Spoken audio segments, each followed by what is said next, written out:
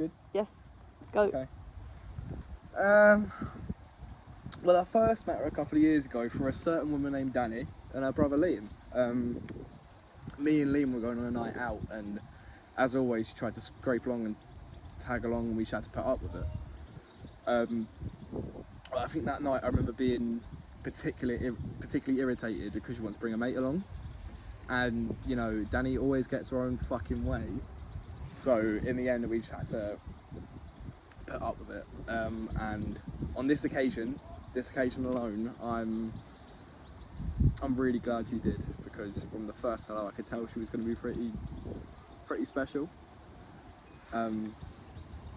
Yeah, we get to the pub, and the moment we step in there, it's pretty obvious that I fancy her. And I remember the entire group just trying to make it so blatantly obvious that I did, which at the time kind of worked in my favour, but in that moment I just wanted to run for the hills. But no, I just had to sit there, firm it, act cool. Ish. Not cool at all, really, No, was it? I mean, I wouldn't say so, but... No, but the second she sat down next to me, I spilt my entire picture of Blue Lagoon down her white sundress. And I didn't do what the normal person would do. I didn't pick it up, apologise, wipe it off, say sorry, anything like that. No, I picked up the picture, poured her a bit so she had a drink, and then I spilt the rest down myself, so we both had twats instead. And yeah, you did. You look like a twat. Thank you. And thankfully she found it hilarious, and so did I. And from then on, yeah, we connected, I guess. We get to the club both looking like we pissed ourselves. And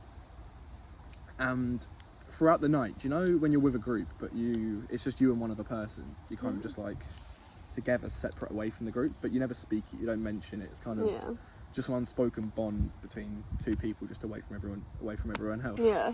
And yeah, it's kind of like that. But before we knew it, the lights came on and it was time to go. And I didn't really want to go because, one, I didn't want to say goodbye because I imagine it to be really, really fucking awkward, and I'd either say the wrong thing, do the wrong thing, just all of that. And yeah, on the other hand, I think that night was probably the happiest I've been in a very long while. Even though I barely knew the girl, so I didn't really want to say goodbye yet. But we all left the club, and she lives the other way to everyone, so I called her a cab to make sure she got in safely and stuff. And as the cab pulled up, I went to say goodbye, and she pulled me in for a kiss, which I certainly didn't expect. Yeah, I felt on top of the world going home that night, and I couldn't wait to see her again. And about a week later, I get a call from you saying that you and Liam are going to take me out someplace nice. And I thought it was a bit random, but I was like, okay, cool, whatever. So we get to this bar, and we go in, and it dawns on me that this is the place that she worked, and I was going to meet her again in a moment or two. You're welcome.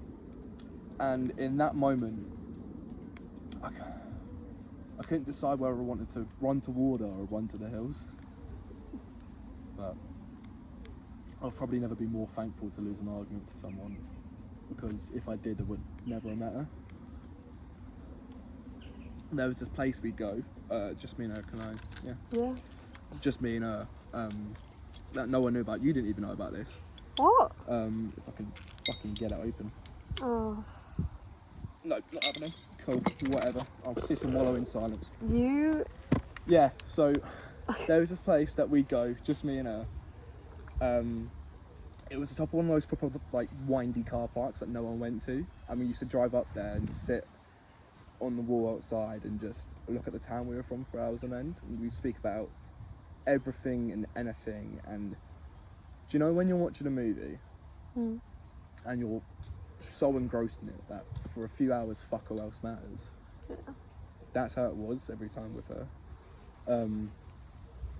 So yeah, we just sat atop of that car park, and that's where I realised that I really, really liked this girl, and that I'd found something special. which was scary for me because she's probably the most unreadable girl I've ever met. Yeah. What? I was there most nights before I broke up too, which in hindsight probably wasn't the best idea because it was also where I told her I loved her for the first time. Yeah, so I told her I'd meet her there, and in typical fashion the prick was late. She got there about half an hour after me, and I hid round the corner as I always did to get my own back on her for her being late. I'd run up to her, I'd cling on to her from behind, I'd spin around and sit her down and say, "You're late." And she was used to play with my hair and kiss my face, which I absolutely hated, but I let her do it because it was her. And yeah, we just spoke about anything and everything, and we just sat there in silence enjoying each other's company, and I just came out with it, which is the most un-Charlie thing to do ever, but it felt right because it was how I felt. I loved every fibre of that girl's being, mate.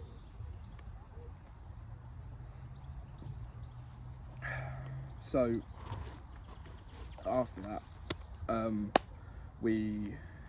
after I graduated uni and moved away from all that, passed my apprenticeship, I found out that I was going to be doing Glastonbury for the first time, like lighting and sound and stuff.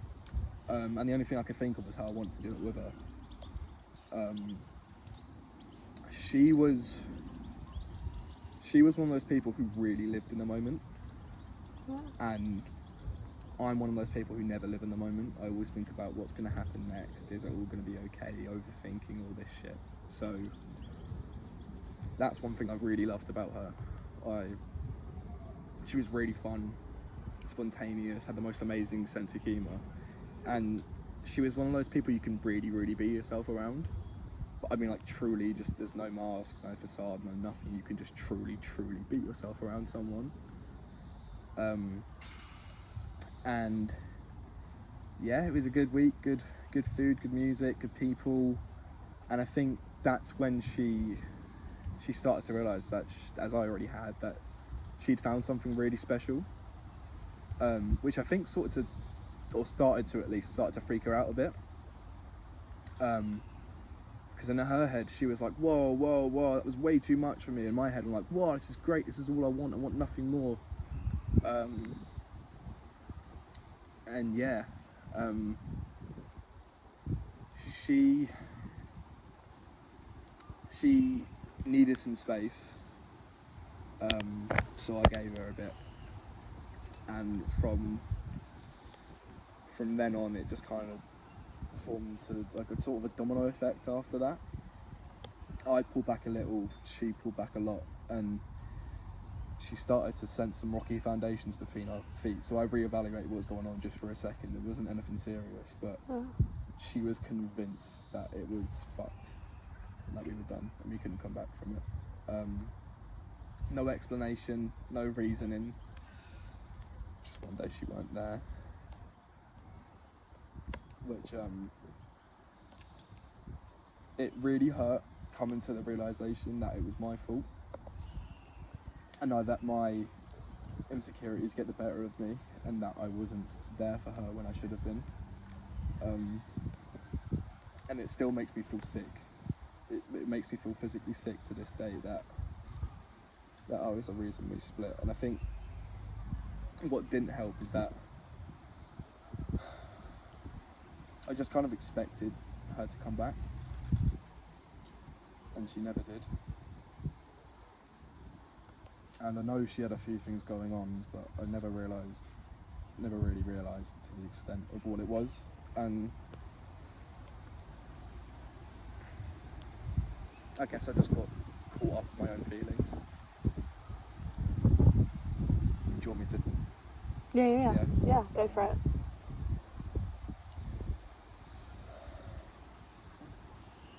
Even though our ship has sailed, I'm truly grateful that I got to at least get to spend some time. I don't know how to phrase it. I don't know, just say whatever you're thinking.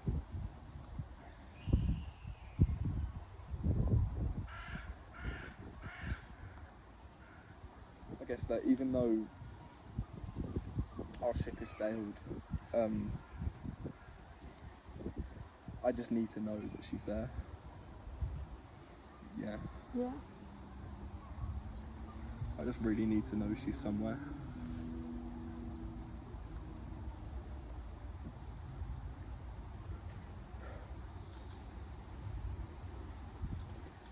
I miss you every day, dickhead.